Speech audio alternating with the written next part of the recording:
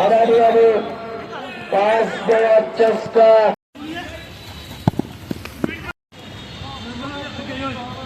প্রতিবার আসলে বিজয় দিবস উপলক্ষে আমাদের সরকারি কর্মকর্তা যারা আছি, জেলা প্রশাসন এবং পৌরসভার কর্মকর্তা কর্মচারী একাত্ম হয়ে আমরা সাধারণত ফুটবল বা ক্রিকেট খেলে থাকি। আজকেও তার ব্যতিক্রম হয়নি।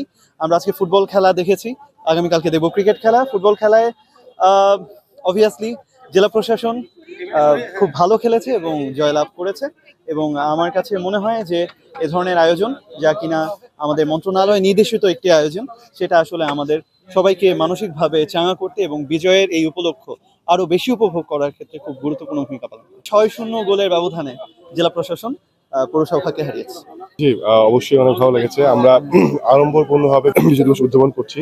তো এই উদযাপনের আমরা আসলে যে আড়ম্বরপূর্ণতা এবং এই যে অংশগ্রহণ করতে পারি, খুব ভালো লাগছে। আজকের দিন আসলে বাংলাদেশের জন্ম, এই দিনটাকে আসলে গভীরভাবে অনুভব করা প্রয়োজন। আমাদের খুব সুন্দর একটা ম্যাচ ছিল এটা। জেলা প্রশাসন বনাম কক্সবাজার পৌরসভা আজকের এই বিজয় মাসে আমাদের কক্সবাজার পৌরসভার পক্ষ থেকে সবাইকে মহান বিজয় দিবসের শুভেচ্ছা জানাই। খেলাটা খুব সুন্দর হয়েছে, হার জিত আছেই, পৌরসভা হেরেছে এটা সমস্যা নেই, কিন্তু প্রীতি ম্যাচটা খুব সুন্দর হয়েছে। আমরা সবাই অনেক আনন্দিত। খেলাতে আপনার সাধারণত 11 সেট 11 জনে হয়।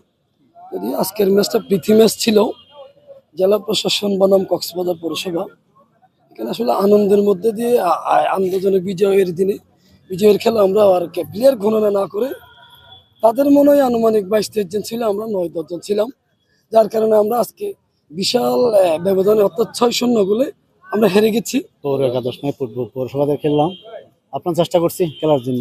যথেষ্ট খেলাটা খুব সুন্দর লাগছে, যদিও আমরা ব্যর্থ হয়েছি, গোল খেয়েছি। বিজয় মানে আমাদের একটা আনন্দ, বিজয় মানে আমি যা মন চাইবো তা করবো, যা অথবা আমরা একটা স্বাধীন, একটা নিজের মধ্যে একটা স্বাধীনতা। তো আপনি জানেন খেলার মধ্যেই আমরা এই বিজয়টা উপলব্ধি করতে পারি অথবা উপভোগ করতে পারি। খেলার যে নিয়মগুলো আছে, নিয়মগুলো মানার মাধ্যমেই যে খেলার আসল সৌন্দর্য এবং যে উপভোগ্য একটা বিষয় আছে সেটা উপভোগ করা হয়েছে, এখানে বিজয়ের মর্মার্থ নিহিত আছে।